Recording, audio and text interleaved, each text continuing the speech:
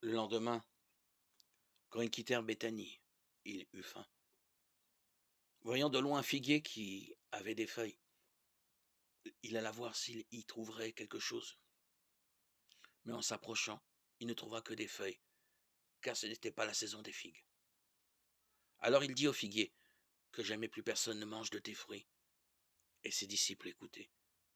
Il arrive à Jérusalem, alors Jésus entra dans le temple et se mit à expulser ceux qui vendaient et ceux qui achetaient dans le temple. Il renversa les comptoirs des changeurs et les sièges des marchands de colombes. Et il ne laissait personne traverser le temple en portant quoi que ce soit. Il enseignait et il déclarait aux gens. L'Écriture ne dit-elle pas, ma maison s'appellera maison de prière pour toutes les nations. Or, vous en avez fait une caverne de bandits. Les chefs des prêtres et les scribes apprirent la chose et ils cherchaient comment le faire mourir. En effet, ils avaient peur de lui car toute la foule était frappée par son enseignement. Et quand le soir tombait, Jésus et ses disciples s'en allaient hors de la ville.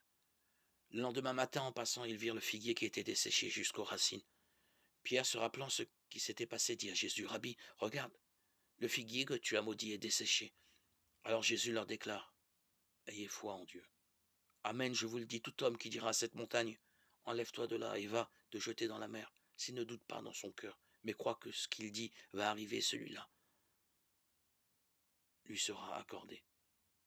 C'est pourquoi, je vous le dis, tout ce que vous demandez dans la prière, croyez que vous l'avez déjà reçu, cela vous sera accordé.